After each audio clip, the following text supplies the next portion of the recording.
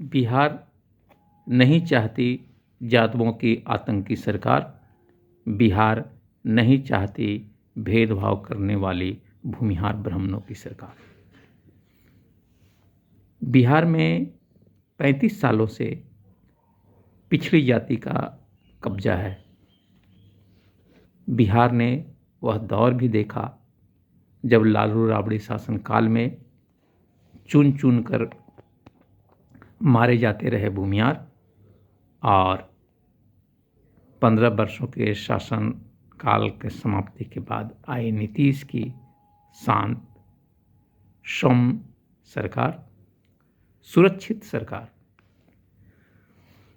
विकास की इबादत लिखती सरकार। बिहार की राजनीति में कोयरी कुर्मी फैक्टर सदा से अहम रहा है, और इस फैक्टर को जब जब नकारने की कोशिश हुई है, बिहार में हिंसा का दौर शुरू हुआ है।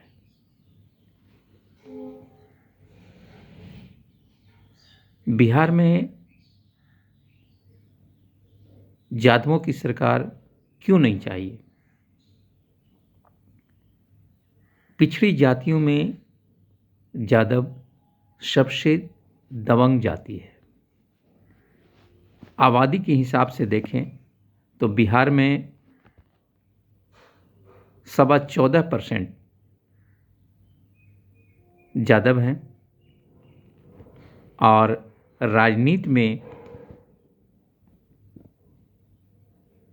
2020 में उनकी 55 विधायक थे, और वर्तमान 2025 में 28 विधायक।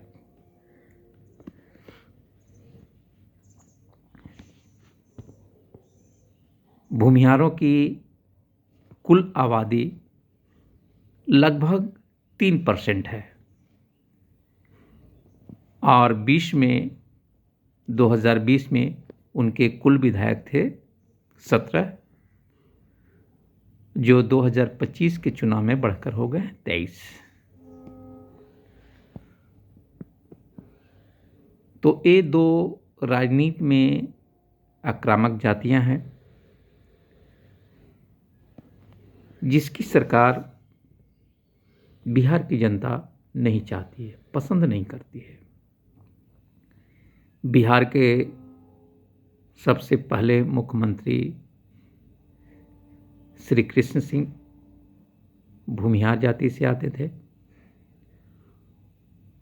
उसके बाद राजनीति में, बिहार की राजनीति में लंबी पारी ब्राह्मणों की रही। जगन्नाथ मिश्रा, बिंदेश्वरी दुबे, विनोदानंद झा, कई नाम।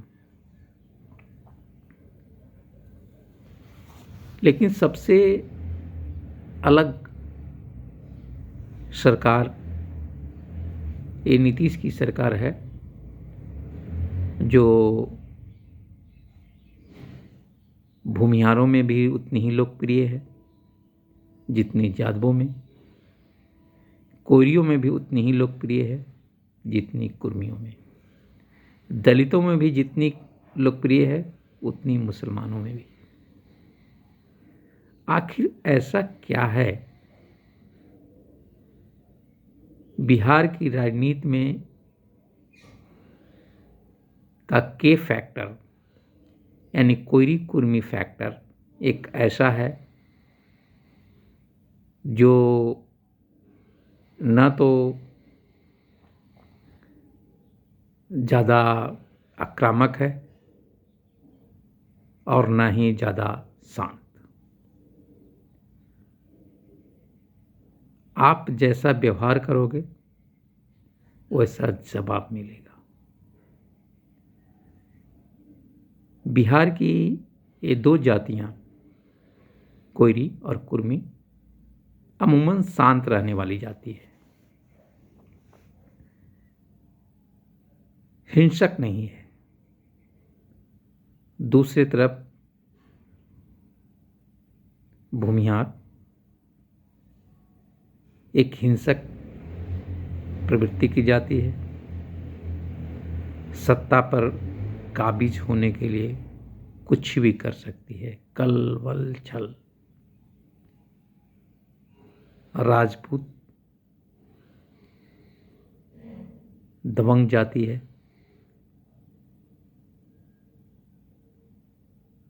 ब्राह्मण धार्मिक रूप से अपने को श्रेष्ठ मानती है। और ऊपर की ये तीनों जातियां, राजपूत, भूमिहार, ब्राह्मण, को जातीय श्रेष्ठता का दंभ है।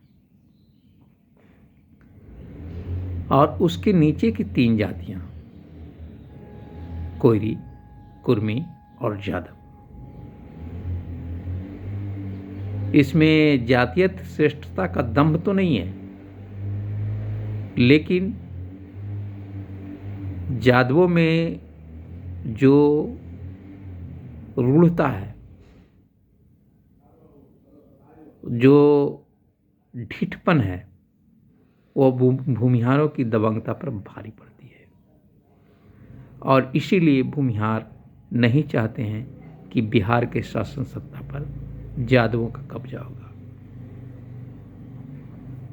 बिहार के जनता ने लालू यादव का वह दौर भी देखा है जब भूमिहारों को घरों से खींच खींच कर काट दिया गया।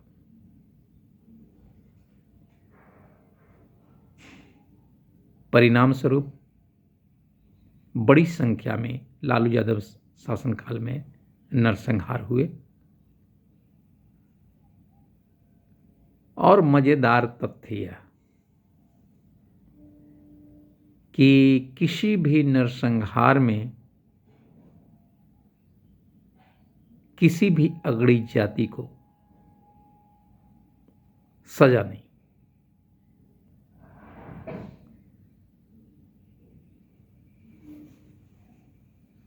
अब शुरू होता है नीतीश का दौर। आबादी के हिसाब से कोयरी 4.25%, कुर्मी 2.25% और जादव 14.25%। 2020 में कोयरी 16 विधायक थे, जो इस बार बढ़ करके 23 हो गए। 2020 में कुर्मी के 10 विधायक थे, जो 2025 में 25 हो गए। जादवों के 55 विधायक 2020 में थे, जो घटकर मात्र 28 रह गए। ये जादवों का ग्राफ घटा क्यों? क्या यादव को लोग पसंद नहीं कर रहे हैं, यादव विधायक को? दूसरी तरफ देखते हैं कि राजपूतों का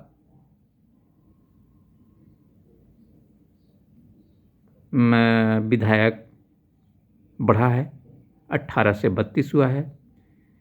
ब्राह्मणों का भी इजाफा हुआ है। 2020 में जहां 12 थे, 2025 में 14 हो गए। भूमिहारों का भी वर्चस्व बिहार की राजनीति में बढ़ा है, 17 से 23 हो गए। तो क्या बिहार की जनता फिर से भाजपा को, यानी भूमिहार ब्राह्मणों को पसंद करने लगी है? नहीं। बिहार में इस बार जो चुनाव हुए, उसमें कोयरी कुर्मी फैक्टर भाजपा के साथ जुड़ा हुआ था और भाजपा ने सम्राट चौधरी को आगे करके चुनाव लड़ा। परिणाम अप्रत्याशित बम्पर जीत के रूप में देखने को मिला।